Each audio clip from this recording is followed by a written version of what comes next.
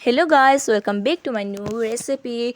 अनि हजुर कस्तो हुन्छ सन्चै हुन्छ होला। आज चाहिँ मैले यहाँ मिठो पाराले झोलाएर सब्जी बनाएको छु। आलु भिन्डी अनि काँचो कचुलाई राम्रोसँगले काटेर धुइधाइ पारेर छु। हेर्न सक्नुहुन्छ काटकुट पारेर धुइधाइ पारेर।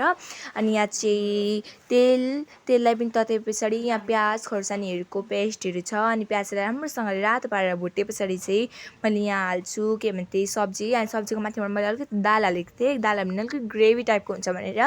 अनि दाल हाले पछाडि टक्कसँगले चलाएर त्यो मसला पनि त्यही हालेँ, बेसार हालेँ अनि निमक हालेर टक्क चलाएर यसलाई छोपिदिएर निकाले पछाडि अझै राम्रो चलाइ भएको थियो।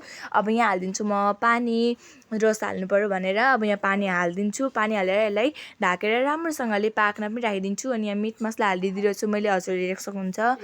अनि मिट मसला हालेर पछाडि पानी हालिदिएँ। अनि टक्क पानी हाले पछाडि पाकेर रेडी भइसकेको छ हाम्रो यहाँ मिठो सब्जी। हजुर पनि एकबार ट्राई गर्नु होला। कहिले झोल हालेको पनि खानु पर्यो नि, किनकि आज मैले चाम्रे भात बनाउन आँटिरहेको थिएँ। चाम्रे भात बनाउनु लागि यहाँ मैले राम्रोसँगले चामल केलाएर 4-5 बार राम्रोसँगले धुइधाइ पारेर रेडी गर्दैछु। हेर्न सक्नुहुन्छ यहाँ मैले चामल हाल्दै धुँदै गर्दैछु। अनि हजुरहरूले लाइक कमेन्ट सब्सक्राइब पनि गर्न चाहिँ नबिर्सनु होला।